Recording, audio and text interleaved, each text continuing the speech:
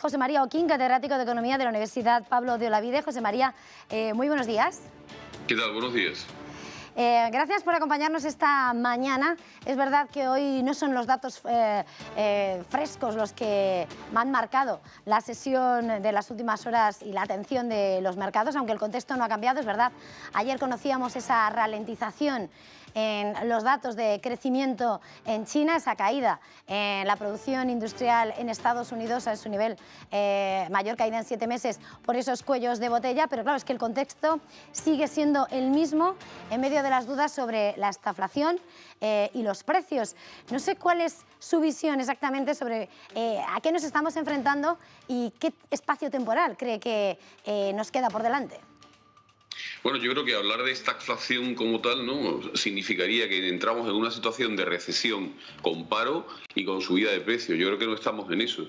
Podemos decir que estamos con subida de precios y que las economías pensábamos que iban a crecer mucho y van a crecer menos. No podemos decir que se están ralentizando, creciendo al 4 o al 5%. Sería si creciéramos al 0,5, si creciéramos no llegáramos al 1%, ¿no? Por tanto, lo que sí se está viendo es que la evolución que estamos teniendo en esta secuencia, después de que ya parece que estamos controlando el virus y que las vacunas están empezando a hacer efectos, que se está produciendo, por un lado, una serie decimos, cuellos de botellas, por otro lado, un exceso de demanda que la oferta no es capaz de seguir, ¿no? Pero vamos a intentar poner un poco de orden en todo esto, ¿no? O sea, tenemos por un lado, en la parte de la demanda agregada, la que tira de la economía. Estábamos haciendo una política fiscal expansiva que se sigue haciendo, aunque ya se va empezando a intentar controlar.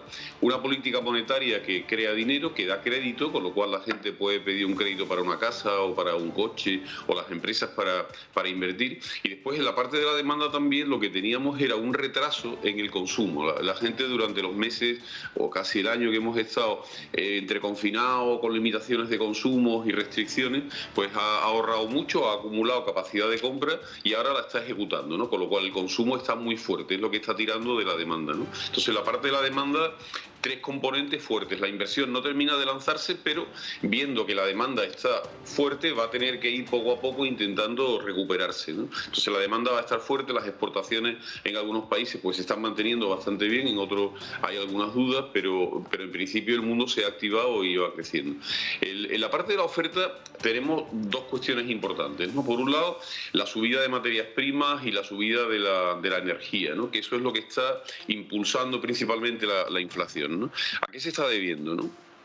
Por un lado, la propia presión de la demanda, que necesita más energía, pero a dos cambios importantes, parece, ¿no? El primero de ellos es que el mundo tecnológico requiere mucha energía, ¿no? Y nos hemos metido en el espacio digital de una manera muy fuerte, el teletrabajo, las empresas, las familias, y esto está demandando muchísima energía, junto a lo que es la presión de la demanda, ¿no? Por otro lado, hemos intentado hacer una transición a la economía verde, a la economía sostenible, y las inversiones en la economía fósil se han ido retrasando, prácticamente diciendo, bueno, ya no es la energía del futuro, vamos a dejarla, ¿no? De pronto se produce el impulso energético, hace falta energía, las energías sostenibles todavía no son capaces de abordar esta enorme presión, tiramos de las fósiles no están preparadas para eso porque han dejado ya de tener la dinámica de antes, al margen de algunas restricciones de algunos mercados, petróleo, gas, etcétera, por cuestiones geopolíticas o geoestratégicas, y el precio se ha disparado, ¿no? Entonces, ese tema está ahí.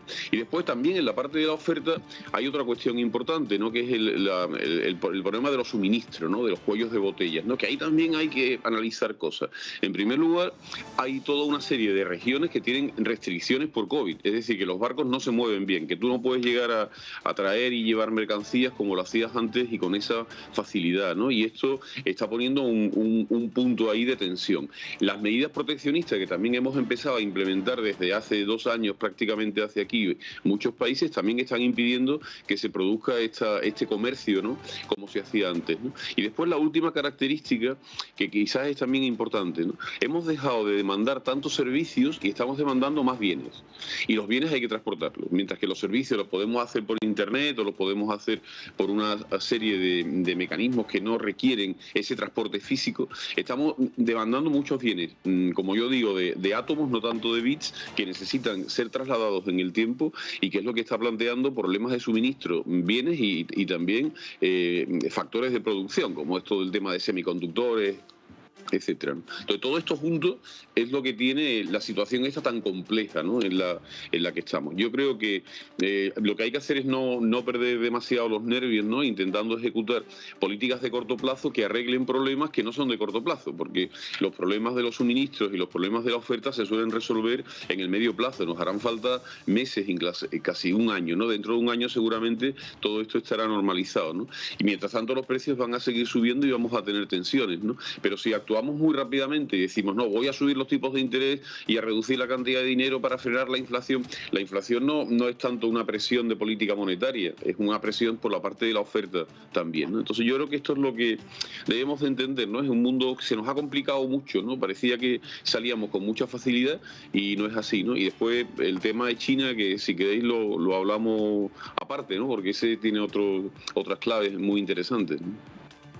Sí, en un momento quería mirar a China, efectivamente, pero antes, en ese contexto internacional también la problemática es compartida en muchos aspectos, pero luego además en algunos lugares se acrecienta con ciertas preocupaciones, ¿no?, propias ya de cada zona, porque hemos visto, por ejemplo, como ese problema energético, es verdad que China tiene esos cortes de suministro, esa necesidad también de compra o de sacar adelante esos fósiles para reproducir su propia energía, pero aquí en Europa tenemos ese mensaje que decía Vladimir Putin de que sí, nos iba a dar gas, pero finalmente no parece que haya un movimiento, parece que a la fecha de parece que a falta de esa contrapartida, ¿no?, de ese oleoducto que está pidiendo que saque adelante ese gasoducto que apruebe Alemania, ese Nord Stream 2, contratos a largo plazo. No sé, precisamente en nuestra situación particular, ¿qué podemos esperar, por tanto, para este invierno, si realmente vamos a tener que ceder y acelerar sus planes para conseguir lo que ha prometido Putin, si es que su promesa tiene demasiada validez? Vamos a tener que hacer un cambio, ¿no?, en cuanto a la dinámica que llevábamos. Por un lado, nos hace falta energía para seguir haciendo la transición, ¿no? Esta es la clave. La cuestión es que cómo haces que la gente invierta en energía en los componentes fósiles, sabiendo que al final ese no va a ser el futuro, ¿no? Cuando estamos hablando de inversiones que duran mucho tiempo, ¿no?, y que la tienes que rentabilizar, los flujos de caja que tiene que recibir para rentabilizarlo requieren un periodo de tiempo amplio, ¿no? Por otra parte, no puede reaccionar a corto plazo. Tú no haces una central nuclear en 6 meses, no tardas 10 años, ¿no? Entonces, todo esto hace que la precipitación, ¿no?, ahora lo vemos así, ¿no?, en lo que han sido pues los derechos de emisión de CO2, el deseo europeo de ir muy rápidamente a las energías verdes, junto a esa presión de la demanda, está haciendo que no podamos abastecer la demanda de electricidad que tenemos, ¿no? O sea, si estamos hablando de coches eléctricos y después resulta que enchufar el coche eléctrico te va a costar más caro que la gasolina, pues te lo vas a pensar también, ¿no? Entonces tenemos que hacer una transición más suave. La economía, hay una variable fundamental que es el tiempo, ¿no? No es una varita mágica, ¿no?, que yo le pueda dar y todo se enciende y se apague como me apetezca, ¿no?, sino que los agentes económicos tienen que tomar decisiones, el tejido productivo tiene que adaptarse y muchas veces los políticos, cuando toman medidas, no ven esa transición, ¿no?, esa dinámica de medio plazo que hace falta, sobre todo en la parte de la oferta, ¿no? Quizás la demanda reacciona más rápidamente, pero la parte de la producción, de la oferta, es mucho más compleja, ¿no? Las decisiones son de más largo plazo y esto es lo que nos está pasando, ¿no? Entonces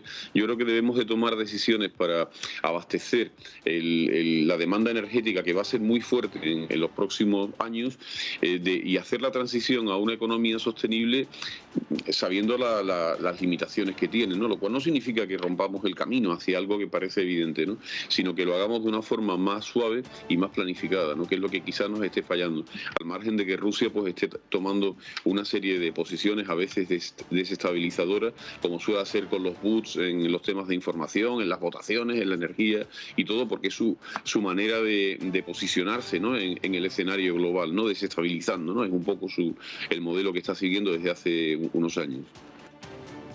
Como contexto, lo decía antes sobre la mesa, si hay algo y un país que es determinante para muchos de todos los problemas que está pasando, es la situación en China, también inmersa en esa crisis energética y además provocando esos cuellos de botella y particularmente dentro del país también asistiendo a esa debacle crisis de su sector inmobiliario. Pero tiene más, yo creo que tiene más calado, ¿no?, lo que está ocurriendo en China, ¿no? Ha habido, yo creo que es el tercer cambio de modelo que están haciendo, y es un tercer cambio que todavía no sabemos por dónde va, ¿no? El primero fue hacia las exportaciones, a tirar de la economía china, un poco basándose en exportar muchos productos que eran muy baratos, ¿no? Y el mundo, pues bueno, los fue comprando, y nuestra industria manufacturera pues prácticamente desapareció, ¿no?, de ese tipo de productos, ¿no? Lo segundo es que para crecer, ¿no?, como necesitaban el ahorro chino y Europa y el mundo occidental entró en crisis en 2009, los chinos optaron por un crecimiento ya interno, ¿no? Entonces la demanda se impulsó mucho dentro, pero se quedaron sin ahorro para seguir creciendo, ¿no? Entonces ahí inician el segundo modelo, ¿no? El segundo modelo es entrada en el Fondo Monetario Internacional, captar el ahorro internacional, y ese ahorro internacional es el que les ha permitido crecer desde la última crisis hasta aquí, ¿no?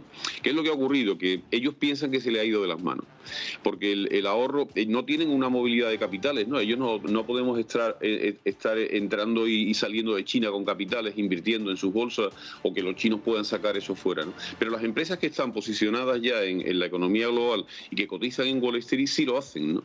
Entonces emiten acciones, emiten nuevos derechos para financiarse, y también sobre todo las inmobiliarias, las constructoras se han financiado, ¿no?, emitiendo muchísimos bonos y muchísima deuda. Entonces China ha cogido la conciencia de que está perdiendo el control de estas empresas, ¿no? Y lo que está haciendo es empezar a limitarles, ¿no?, con una serie de normas de balance, con una serie de prohibiciones para sacar nuevas emisiones, prohibiendo determinados movimientos financieros. Todo esto ha generado un colapso, porque estaban muy endeudadas. Gracias a ese endeudamiento han alcanzado las posiciones preponderantes que tienen, y ahora resulta que no pueden pagar los intereses de la deuda, que tienen problemas de refinanciación, y el gobierno chino está viéndolas un poco venir y diciendo, ¿cómo voy a solucionar esto, no? Voy a salvar el ahorro chino, los chinos, digamos, que tengan sus ahorros puestos en estas empresas, pero las dudas surgen en cuanto al ahorro internacional que esté allí, ¿no? Incluso está cambiando la idea, ¿no?, de fomentar más la familia, necesitan más población. Hay incluso anuncios, ¿no?, de posiciones, de imágenes más varoniles, ¿no? Quieren generar un mundo chino que tenga otros iconos distintos, ¿no?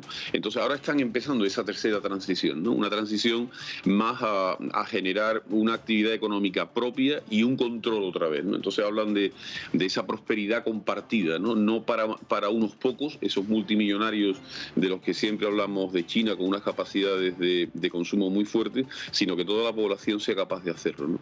Y en esta transición es en lo que estamos, ¿no? Eso está suponiendo, pues, lógicamente, problemas de financiación, al margen de las cuestiones de energía de las que hemos hablado, y que ellos pues son muy sensibles porque es una población de 1.400 millones de habitantes, pero por el otro lado esa falta de financiación que les hace falta para crecer. O sea, China, para alcanzar su tasa natural de paro, es decir, quedarse en el paro en el que tiene ahora mismo, necesita crecer todos los años un 5, un 6, un 7%, ¿no?